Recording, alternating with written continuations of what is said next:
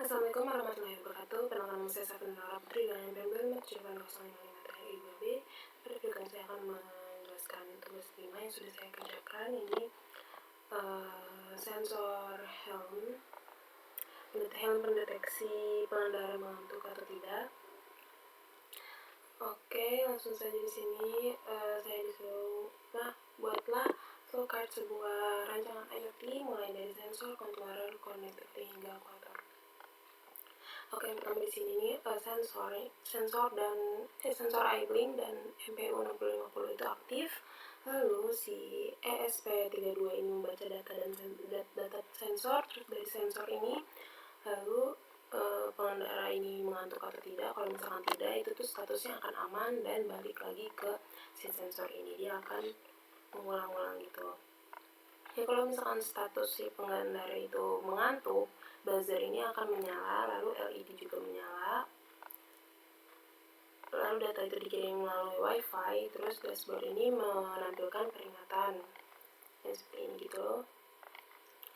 Lalu pengendara ini sudah sadar, kalau misalkan sudah sadar atau belum. Kalau misalkan belum sadar, ini bakal mengulang si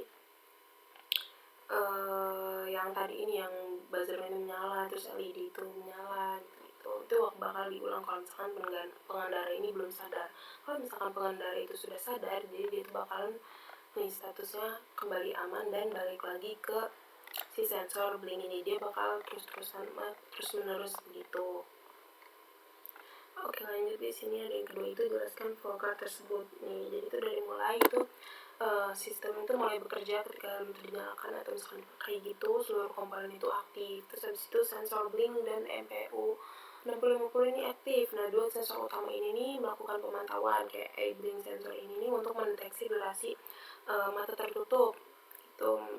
Terus habis itu ada si gyroscopy MPU 6050 ini untuk mendeteksi posisi kemiringan kepala gitu, misalkan kalau misalkan si pengendara itu nunduk gitu.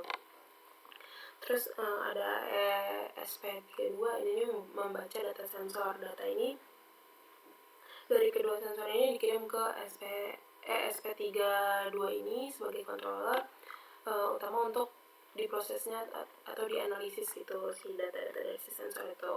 Terus habis itu ini apakah pengendara mengantuk kan tadi tuh.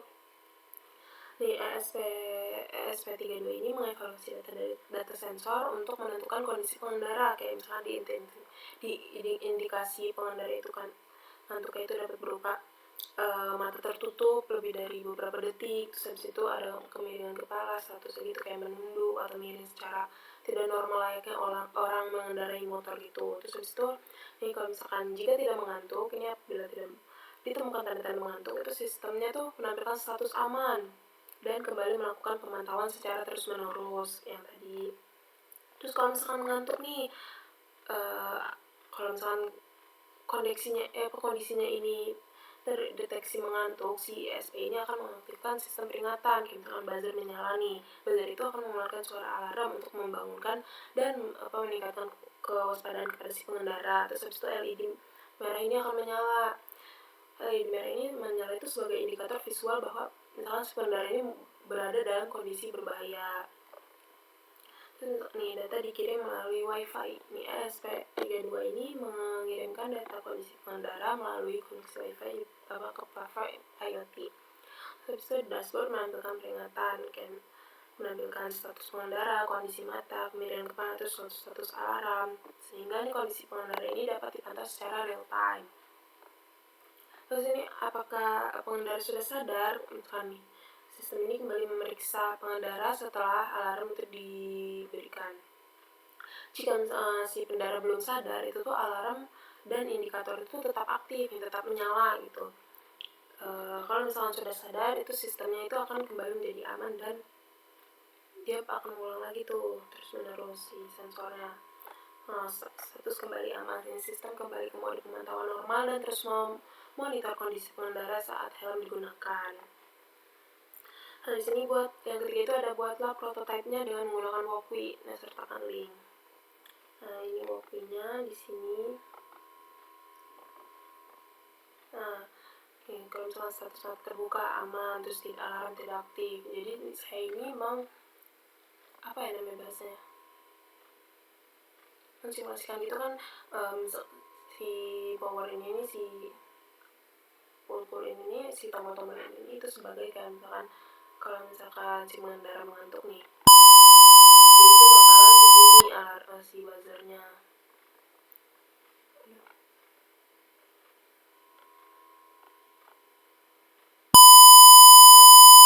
Kalau misalkan ditekan itu tuh lagi mengantuk, si alarm si LED-nya menyala merah.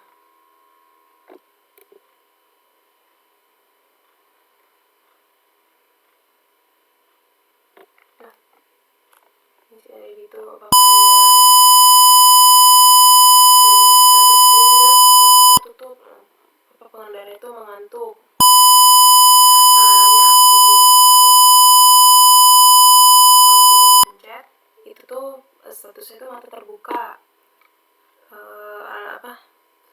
status mata terbuka, status pengendara ini aman, terus habis itu alarmnya itu tidak aktif. Terus ini sebagai tombol yang dipencet itu tuh sebagai apa ya, misalnya itu sebagai si pengendara ini lagi mengantuk gitu, kondisi matanya itu tertutup, jadi alarmnya ini aktif, status alarmnya. Oke, lanjut.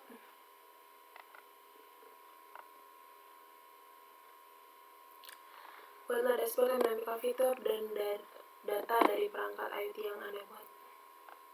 Ini di sini ada dashboardnya.